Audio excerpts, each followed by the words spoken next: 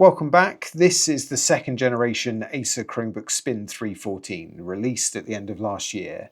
In this review, I'll take you through all you need to know about this entry-level, fully convertible 14-inch Chromebook. I've had a good few weeks with this Spin 314 since unboxing it. I'll link you to that video at the end of this one, so you can check out the full overview of this spec and the model range, as well as pricing. My Amazon affiliate link is in the pinned comment here as usual, and this one is a loan unit from Acer UK, but as normal, all the views are my own. Although it's a full plastic build, it certainly felt rigid and strong enough, and the weight at 1.57 kg, that's about 3.46 pound, has felt acceptable, perhaps a little on the heavier side. Some of that, of course, is due to the benefit of having a touch display, but it's still more than the HP Chromebook Plus X360 14B that has a very similar spec, whilst being ever so slightly less than the Lenovo Flex 5i Chromebook Plus with the 12th gen Intel Core processors, both of which I've shown on the channel. In this one, I've got the Intel Core i3 N305 processor paired with 8GB of RAM,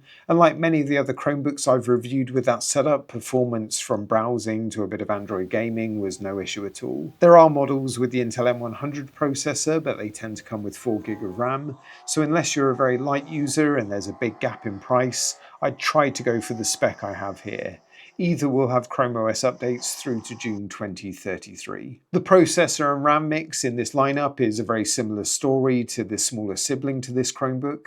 That's the Acer Chromebook Spin 312 that I showed on the channel earlier in the year. I'll link to those videos at the end of this one so you can check that one out too. Related to performance, there's ventilation for the processor's fan on the bottom of the Chromebook.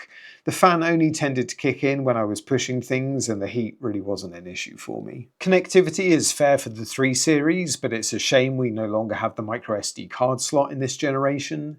Having an HDMI port is always welcomed, and the dual USB-A ports can still be seen as a benefit, but there's no second USB-C port. The typing experience has been decent. Acer seem to keep a consistent feel on their 3 series Chromebooks, with what I'd describe as slightly deeper key travel. The touchpad is also excellent, as I've come to expect with these newer Acer 3 series Chromebooks.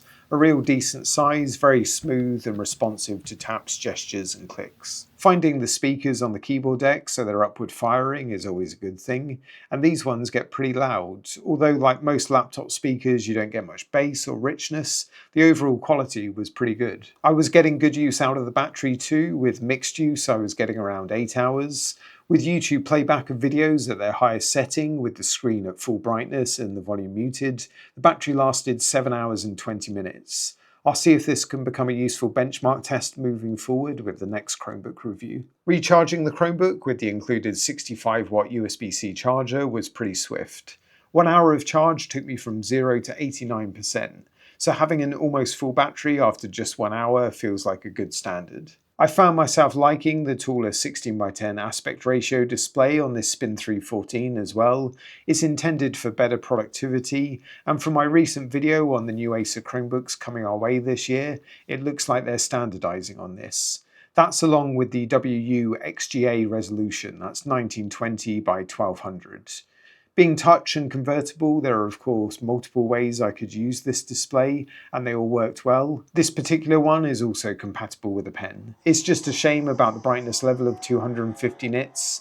That's fine for most indoor use, but if you're in strong sunlight or outside, you'll start to struggle. The Full HD webcam on this one performed well, but I did miss the extra camera controls you get with Chromebook Plus models, and although the specs of this Spin 314 meet the Chromebook Plus standard, as I explained in the unboxing video, it's not a Chromebook Plus. You'll have to weigh that up when it comes to making any purchasing decision. As shown, this Spin 314 ticks a lot of boxes: the touch display, the fact it's fully convertible, and perhaps these or other features may offer more benefits to you, say over a non-convertible Chromebook Plus model. If you want to see the unboxing video for more on the spec lineup in this series, and also to compare against other convertible Chromebooks, including that smaller Spin 312, check out the playlist on the left-hand side of the screen now, or if you want to consider the non-convertible version of this 314 with the same processor and RAM setup, that video's on the right.